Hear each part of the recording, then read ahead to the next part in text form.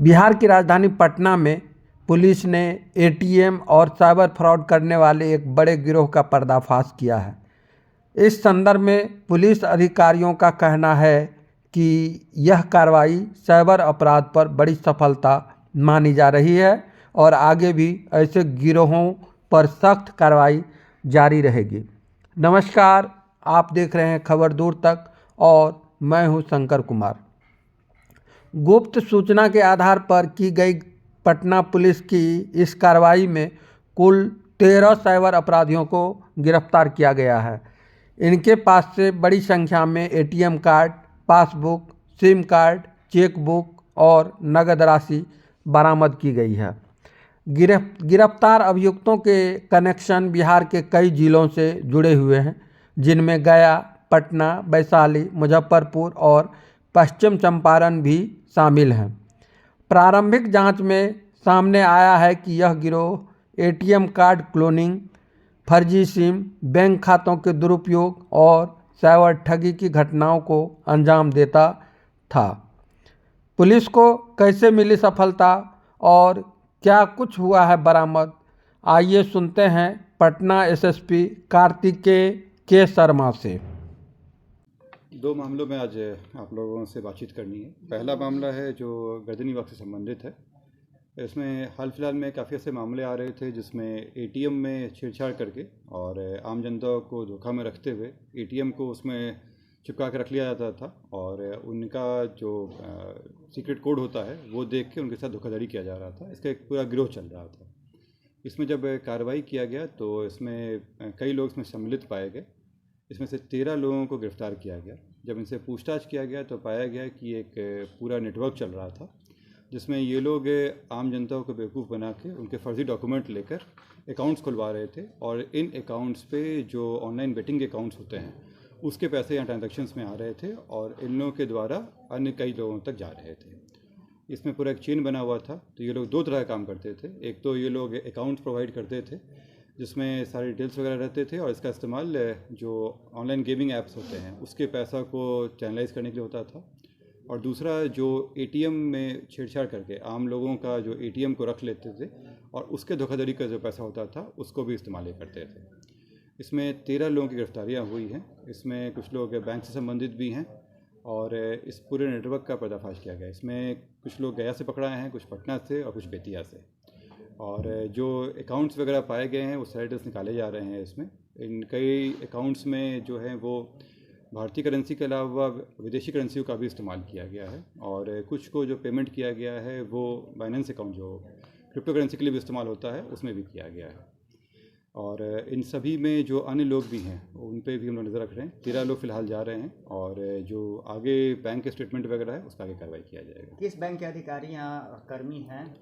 ये लोग जो लोन एजेंट्स होते हैं वो उसका काम करते थे और इन्हीं के द्वारा अकाउंट्स वगैरह प्रोवाइड किया जाता था। ये लोग कई बैंक्स के साथ काम कर रहे थे। बैंक के एम्प्लॉय नहीं थे ये, लेकिन बैंक के लिए जो लोन एजेंट्स होते हैं उनके द्वारा काम किया जा रहा था। घटना को कदम कुआं, कंकड़बाग, पत्रकार नगर, बोरिंग रोड में इलाके में घटना को अंजाम दिया, एटीएम बदल लेते थे। क्या यही लोग हैं उस मामले में? पूरे पटना में इसमें कई केसेस वाले में अंका सब आया है। जैसे एक गर्दनी बाग वाला में भी आया है, गांधी मैदान के भी कुछ में सम्मिलित पाई गई है। इसमें जो बता रहे हैं कंकड़ बाग वाला, उसमें भी हम लोग जांच कर रहे हैं क्योंकि इसमें जो लोग रहने वाले हैं कुछ लोगों के कंकड़ बाग में भी रहते हैं तो उसके एरिया का भी हम लोग खंगाल रहे हैं। फिलहाल जो इसमें गर्दनी बाग थाना की जो टीम थी, जो एडिशनल एसएचओ SI सौरभ थे, उनके द्वारा इस टीम को लीड कराया गया था और उस क्षेत्र में जो जो अभी तक हुआ है उसमें जाँच किया जा रहा है। इसमें अन्य जगहों का भी निश्चित रूप से आएगा क्योंकि जिस तरह का ट्रांजैक्शन है भारी संख्या में, तो इससे निश्चित है कि कई लोगों को इन्होंने धोखा दिया है। क्या कुछ बरामदगी हुई है सर इसमें? इसमें इन लोगों के पास से जो किट होता है, जो अकाउंट्स का किट वगैरह होता है वो मिला है। करीब इनके पास से 54 एटीएम कार्ड मिला है, 11 पासबुक है, 23 मोबाइल सिम के साथ मिला है। ये सारे इनमें से किसी के नाम पे नहीं थे, ये सब फर्जी वाले थे। 5 सिम है उसमें अलग से मिला है, 5,900 रुपया है, 2 4 चक्का वाहन है और 28 चेकबुक और एक पासपोर्ट इनके पास से बरामद की हुई है। आप देख सकते हैं कि 54 एटीएम कार्ड मिलना अपने आप में ही एक बहुत बड़ी शंका देता है और जैसे मैंने बताया कि विभिन्न जगहों से लोग गए थे, कुछ लोग गया में ऑपरेट कर रहे थे, कुछ लोग पटना में थे, कुछ लोग बेतिया में थे। इसके अलावा अन्य राज्यों के भी लोग हैं, तो उसको भी संभाला जाएगा। इसमें मास्टरमाइंड सर कौन है? मास्टरमाइंड इस सब में कौन है? इसमें देखिए, इसमें कई लोगों के सहभागिता मिला के है, और जिसमें मैंने बताया था कि सौरभ द्विवेदी करके है, ये बेतिया का है, यही मेन है जो सबको लेकर आया था, और उसी की तरह एक चेन बनाया गया था जो विभिन्न अकाउंट्स वगैरह लाने के लिए। सवाल उठता है सर, राजधानी में दर्जनों मामले केस दर्ज हुए हैं इस एटीएम फेरबदल में, क्या इनसे पूछताछ किया जाएगा?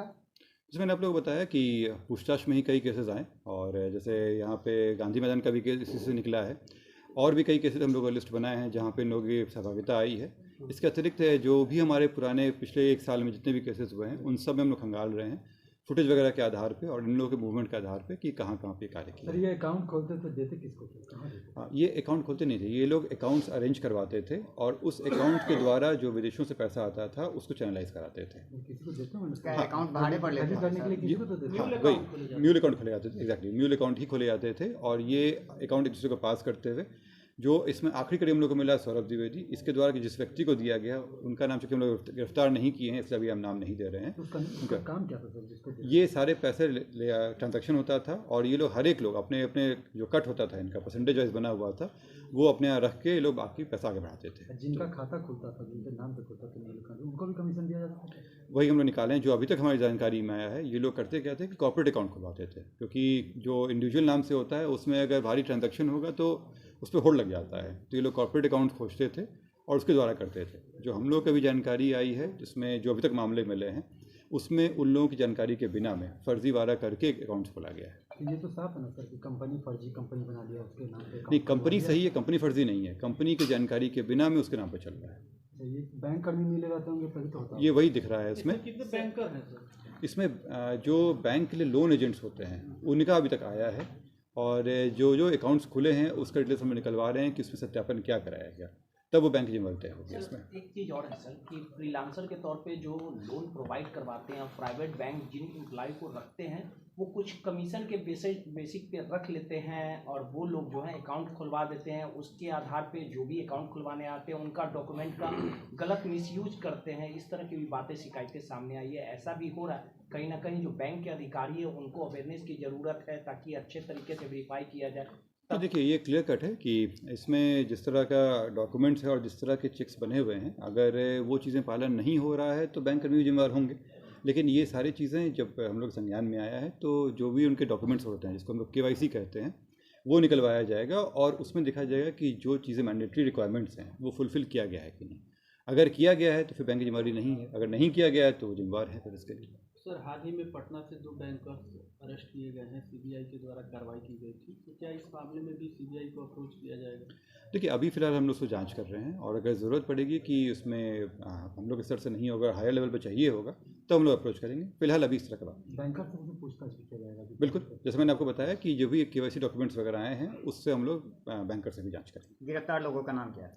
इसमें 13 लोग हैं, डिटेल्स हम आप लोगों को शेयर कर देंगे। सौरभ त्रिवेदी का नेटवर्क विदेशों तक, जैसे मैंने आपको बताया कि इसमें ट्रांजैक्शंस हुए हैं, बाहर से पैसा आया है और पैसा बाहर भी गया है, और अब इनको कितना नॉलेज था ये तो जांच में क्लियर होगा, लेकिन इनके अकाउंट से पैसा आगे गया है। किन किन राज्यों में सर इनका आदमी है, किन किन राज्यों में इनका नेटवर्क है? देखिए, हम लोग फिलहाल जो बिहार में 3 जगहों से, गया, पटना और यहाँ से बेतिया से लोगों को उठाए हैं। इसके अलावा भारत के कुछ अन्य राज्यों से भी आया है, लेकिन ये क्लियर कट है कि जो ऑनलाइन बेटिंग एजेंसीज जो थी ये लोग बाहर ही कार्यरत हैं। सर, विदेश से किन देशों से आया है? विदेश में कई देशों का आया है इसमें, पर ये कंपनीज जो होती है जहाँ रजिस्टर्ड होती है उसके डिटेल्स मिलता है, जरूरी नहीं कि पैसा वहीं से ओरिजिनेट हुआ हो। क्रिप्टो करेंसी मामले में कितने लोगों को ये चूना लगा चुके हैं? नहीं, क्रिप्टो करेंसी के माध्यम से इनको पेमेंट मिलता था, उसका मामला ये नहीं आया कि किसी को धोखा दिया। धोखा का मामला केवल आया है ATM कार्ड का इस्तेमाल करना और फर्जी अकाउंट खुलवाना। सर, पाकिस्तान, बांग्लादेश से भी पड़ोसी आया है? देश तो नहीं ना? इसमें कई सारे देश हैं, और पैसा का ट्रांजैक्शंस कहीं से हुआ हो, कंपनी कहाँ रजिस्टर्ड है, उन सब चीज़ों को डिटेल्स रखना पड़ेगा उसके हिसाब से। बांग्लादेश से ज़्यादा लेन देन का मामला कैसे? डिटेल्स अभी इसमें आया हुआ पाकिस्तान है, है। इसमें आस पास से कई देश हैं।